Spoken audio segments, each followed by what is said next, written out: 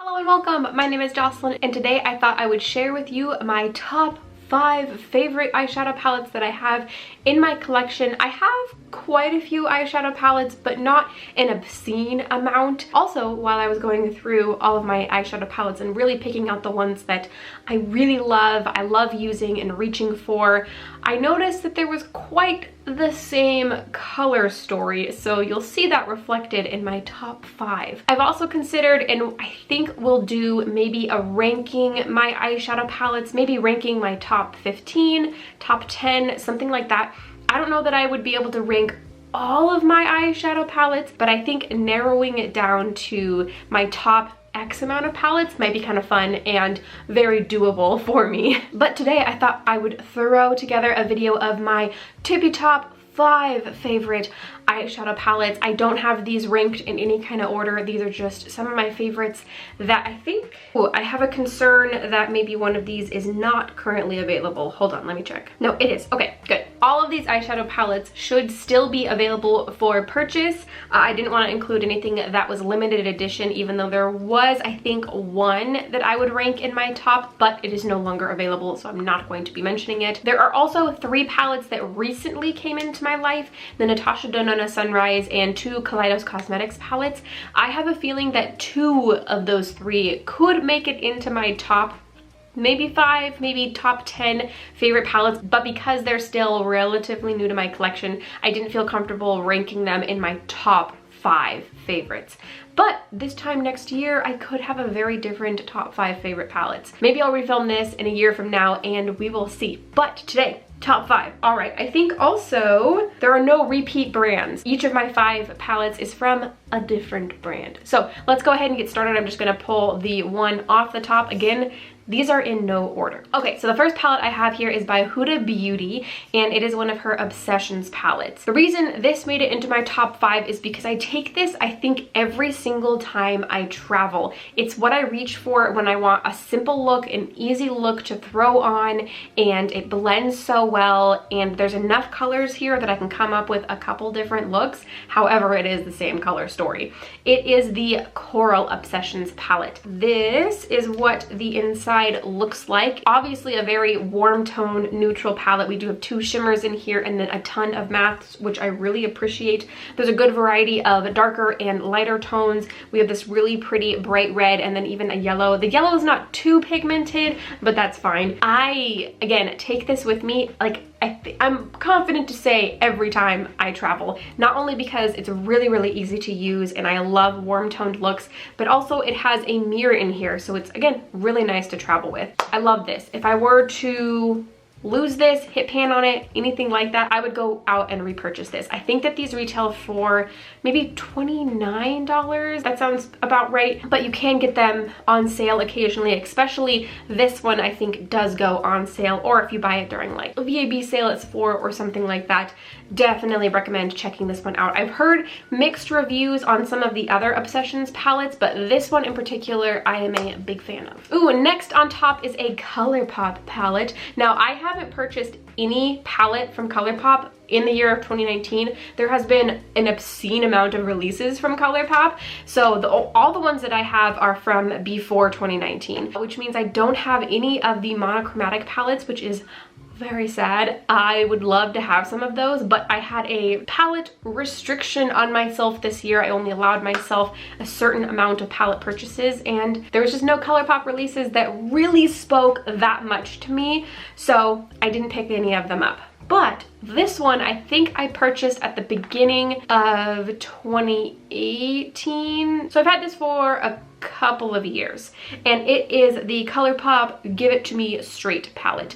This is a very neutral pinky toned palette. I think this released during Valentine's Day 2018, which is why it's got this very romantic neutral pinky toned feel. Let me give you a close-up. So this is what the inside looks like. We've got a lot of mattes and a handful of shimmers in here. This is another one of those palettes that is just, you'll see a theme. A lot of the palettes I pulled for are ones that are just easy to use, have a good mixture of mattes and shimmer in them, and are easy to use. Those are my favorite kind of palettes. My favorite kinds of palettes are ones that I just don't have to worry too much about using. And this is one of those palettes. We have a lot of really beautiful shades in here, a lot of really pretty shimmers. I really like this shimmer. They're just, I mean, that swatch isn't doing justice to that shade. Big fan of Colourpop shadow formula, and I really love this palette. Again, you're gonna see it reflected. Pinky tones like this and then warm tones like this are kind of my go-tos, so I think all of the palettes that I'm gonna show you are very similar to these two palettes.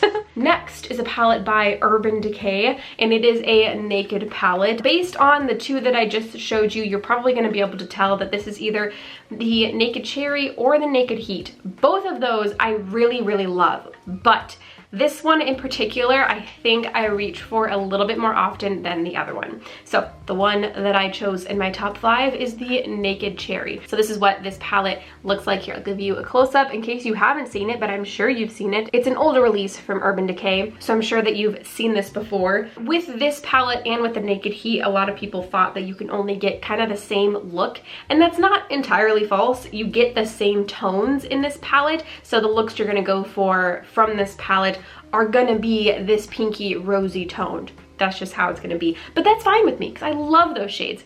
I am one of the people that still really likes Urban Decay formula. I know that there's a lot of people who really don't like them anymore and think that they, I wouldn't say are overhyped, because back in the day they were kind of groundbreaking with their palette releases, but nowadays there's just so many brands that release palettes that really these aren't as special, and maybe the formula isn't quite up there with some of the newer brands, but I still really like it, and I really like the colors and the shades in here. They have some really beautiful shimmers and the mattes are easy to blend. I particularly really like this matte shade right here. The shade Feels, yeah, Feels, beautiful crease shade. And then I also really like the shade being this really beautiful cherry, like a little bit deeper than cherry color. And then these shimmers in here are just, oh, I love using this palette. This makes me want to break this out. Definitely earned a spot in my top 5 palettes. Ooh, next is a palette by Too Faced. This is actually a palette that I haven't used in quite a while. It just hasn't made its way into my Shop My Stash for the month.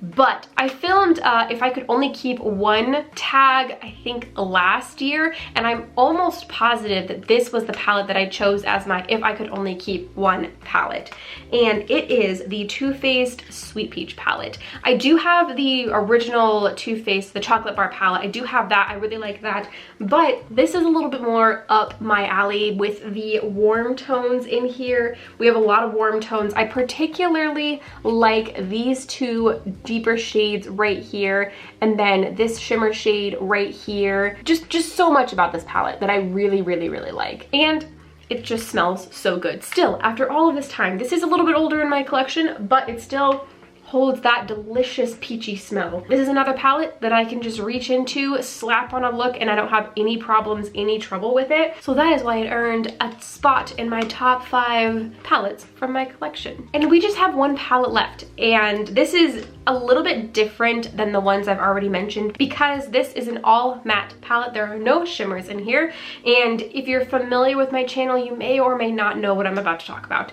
This is a palette that I also take traveling with me a lot because I usually use this palette in conjunction with like a single shimmer shadow, particularly the Hourglass Scattered Light eyeshadow in the shade Reflect, which is somewhere in this box back here. But this is a palette by Dose of Colors, and it is the Blushing Berries palette. This might be one of my top favorite palettes ever, which is kind of crazy because it is an all matte palette. This is like my favorite color story ever. It's just so beautiful. Let me give you a close-up. This is what the inside looks like. A beautiful gradient of these raspberry berry tones. So pretty. Also, of course, you get a little mirror. I think all the palettes, oh no, the Colourpop palette there isn't a mirror in, but I love using this. The shadow formula in here, just like the other ones I talked about, blends so well on the eye. It's so incredibly easy to use because they basically have it lined out in the palette itself, how to use it, lightest to darkest. I love this. I love this palette. If I lost all of my palettes, this would definitely be one of the first ones that I would repurchase. All right, and those are, as of this moment, my top